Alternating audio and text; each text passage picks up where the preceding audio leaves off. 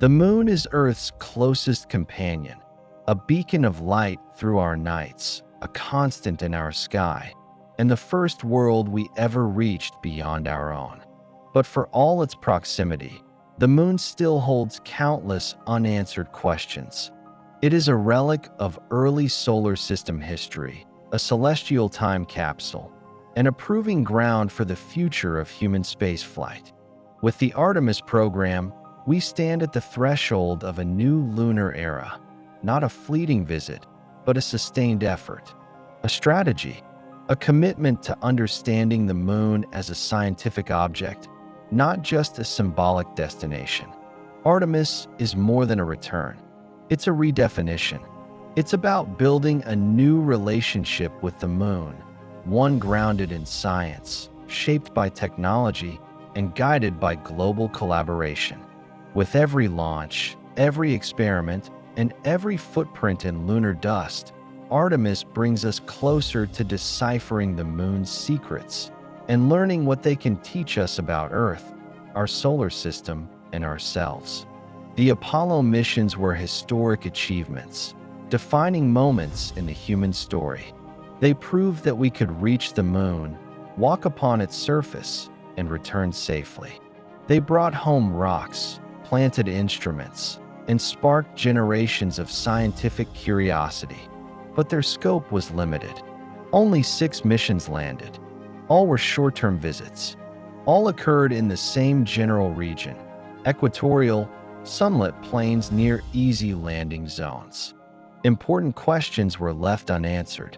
What's beneath the surface at the poles? How much water is locked in cold traps? What does the lunar interior really look like?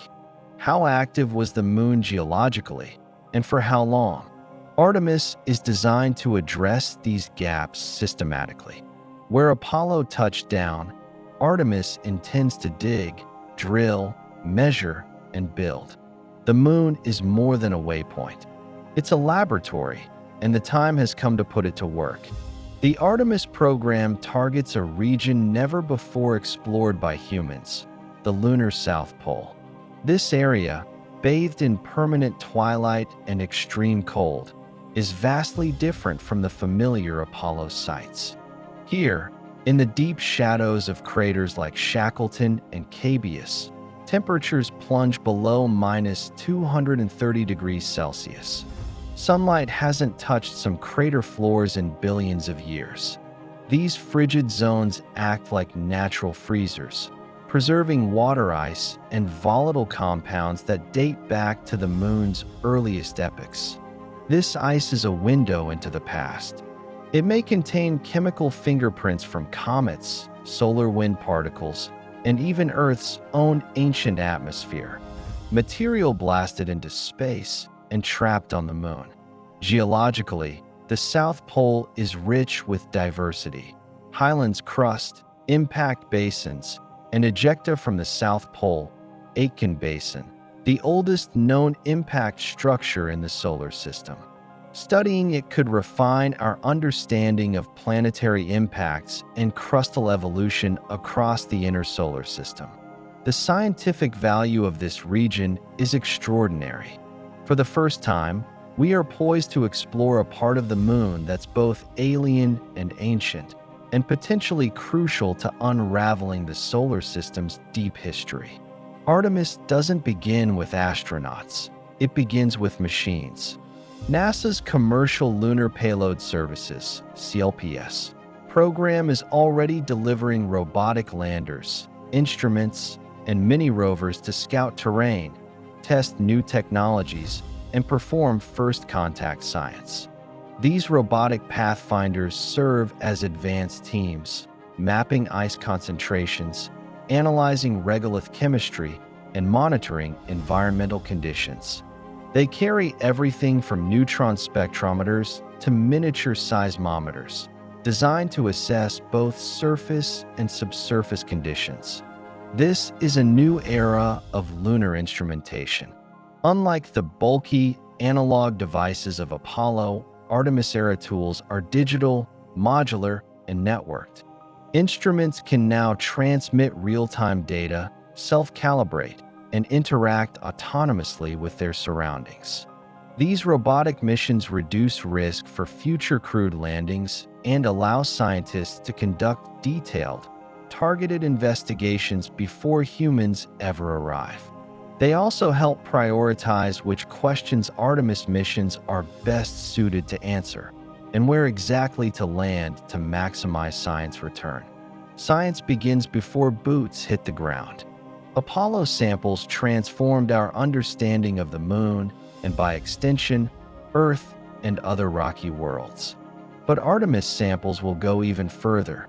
New return missions will bring back material from unexplored terrain, ancient impact melt sheets, shadowed regolith mixed with volatiles, and unweathered rock from beneath the surface. These samples will be analyzed in Earth's most advanced laboratories, using techniques that didn't exist during Apollo.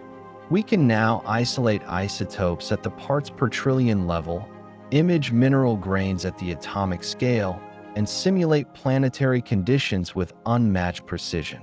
Scientists will search for signs of water formation, magnetic field remnants, and chemical markers of early solar system processes. Each grain of dust may contain stories from billions of years ago, some even older than Earth itself. What we learn may reshape models of moon formation, revise our understanding of Earth's early bombardment history, and reveal the true complexity of lunar geology. Artemis is building towards something unprecedented: sustained presence. Longer stays on the surface will change the nature of lunar science forever. Astronauts will not be limited to quick sample grabs or pre-planned routes. They will live, work, and experiment on the Moon for days or even weeks, becoming field scientists in an alien environment. They'll deploy seismometer arrays to listen for moonquakes, drill core samples that reveal thermal and geological history, and monitor how the lunar surface responds to solar storms and micrometeorites. Surface habitats and rovers will serve as mobile laboratories, testing how humans and equipment endure lunar gravity, regolith abrasion, and radiation over time. These lessons are critical not just for the Moon, but for Mars and beyond. The Moon will become an extension of the scientific method itself, a real-time experiment unfolding beneath our feet. Artemis is not a solo act. It is a symphony of nations, agencies, and institutions united by shared purpose. The Artemis Accords have drawn in partners from around the globe, each contributing technology, talent, and vision. The European Space Agency is building modules and communication systems. JAXA, Canada, Australia, and others are contributing rovers, science payloads, and even astronauts. This global collaboration ensures scientific diversity, allowing multiple disciplines, cultures, and questions to be pursued simultaneously. It also promotes open data sharing and equitable access to discoveries. In the age of Artemis, the Moon becomes a platform for planetary unity, a place where science transcends politics and discovery becomes a global heritage. The Moon is for everyone, and so is the science it reveals. Artemis is not the end goal, it's the beginning. By learning to live and work on the Moon, we prepare for more distant frontiers. The challenges of surviving in lunar gravity, building infrastructure with local materials, and using natural resources like ice for fuel and water, all of these are essential steps toward Mars, asteroids, and beyond. The Moon provides the closest, safest, and most controllable testbed for interplanetary science and engineering. Every success on the Moon brings Mars closer. But Artemis also reminds us that the Moon has intrinsic value.